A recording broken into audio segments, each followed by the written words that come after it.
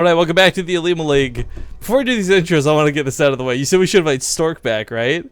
Yeah. Stork's played in the OlimoLeague before, but ever since BlizzCon, I've just got beef with Stork, man.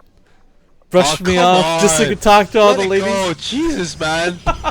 Let it go, let it go. In fairness, I do love Stork, so I probably would let it go. It's just a fun little feud to have, I guess. But he's very nice. He's well, a nice kid. We're back for game number 2.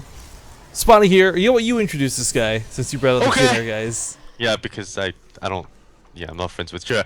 Anyway, Blue Protoss representing Chinook Green Wings, but playing as Blue Protoss. It's Trap. And his opponent in the bottom left pulled off some really nice cheese. Got him a quick lead in this series. It's gonna be the Red Protoss Choya.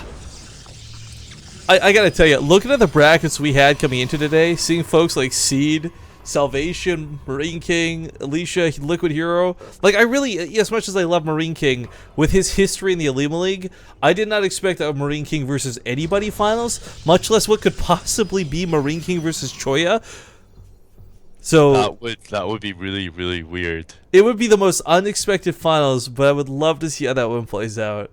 I think This Trap guy- versus Marine King is going to be the most hype one, but Choya, are you really going to cheese again? What are you doing, man? Again. Can't build a pylon. Oh, this time though, I'm thinking Stargate, James. Stargate. Yeah. Yeah. Ooh, Choya, you are fully going Protoss in this series. Wow. Unbelievable. Unbelievable. Well, does Trap fall for this one though? Unlike the last one, you can't physically see the Dark Templar, so you can't deal with it even if you had a million Blink Stalkers or anything like that. This time around, because it's gonna be a Stargate, a couple of Stalkers, a well-timed overcharge, it's very possible that Trap holds this. Unless Troy throws in a Twilight Council over here, and if he does, it's gonna blow my mind. And 2 gateways too. Or what So if? it should be easily defended. Yo, what if he throws in a Robo? What if this gets really weird? No, like Proxy Robo Immortal. There you go. Like, Stargate was the only option. I think we all knew that. But I'm just saying, like, how cool would that be if he, like, really took it to the extreme? That actually would be pretty nice. Like build a robotics facility in like 12 o'clock position, where a Trap would normally be taken as third or something. Yeah, it'd be so dirty, dude. I'd But love okay, to see that. with the Mothership Core coming to Trap, honestly, I think he's going to be okay. If this gets out of hand, I'd be a little bit more surprised, to be honest. If the Stalker walks across the map, maybe this goes not so great. Trap is actually going to get scouted too, so... Or scout it, pardon me. But he scouted last game as well, so that doesn't necessarily mean anything just yet.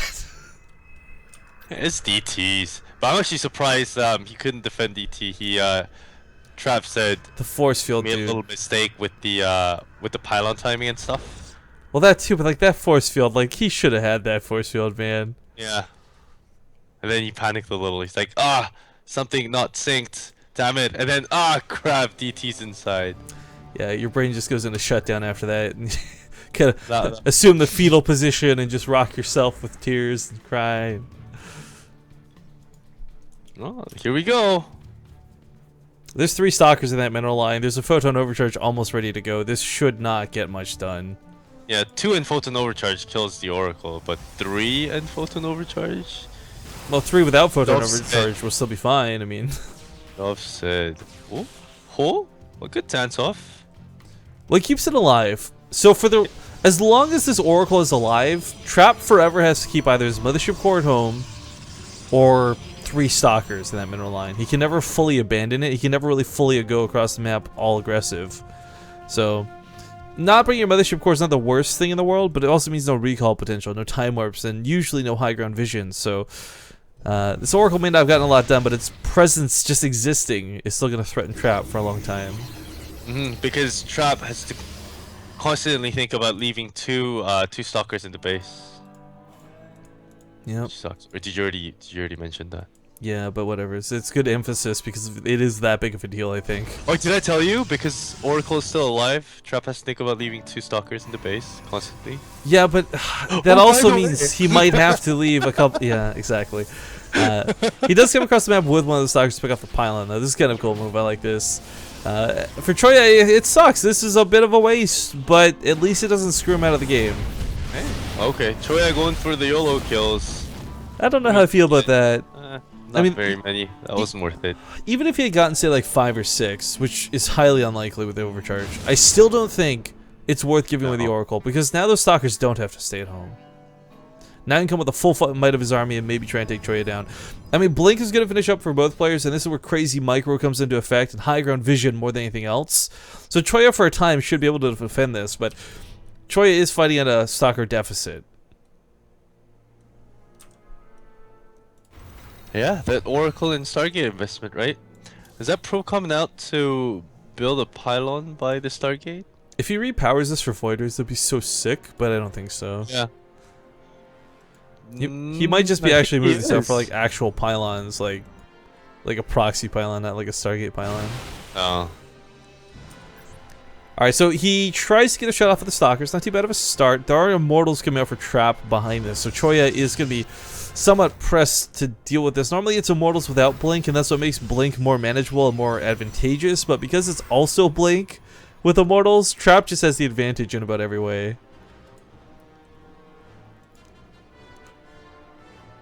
Well, I actually, I really would have liked to have seen Choya expand behind this. I don't think this was ever really destined to get that much done, going all in, so to speak, but it's 11 Stalkers versus 14. With 2 Immortals, soon to be for Trap, he should be able to hold this with relative ease. And knowing that, Trap sends out 4 Stalkers going around the map. 4 Stalkers kill 1 probe, right? One shooting the probe. So that's gonna be something. Yeah. And this really isn't gonna get much done. Oh, Mother's Court! Ooh. And it gets sniped. They're gonna have to walk back. Not only that, but the High Ground Vision now gone. He can't walk up that ramp versus these Immortals, so he's gonna go for the contain. Stalker's inside of Choya's base, and Choya just gives up. Ah, I didn't realize that had gotten down. Sure. How did he sneak those around, man? I told you. He went around. Yeah, no.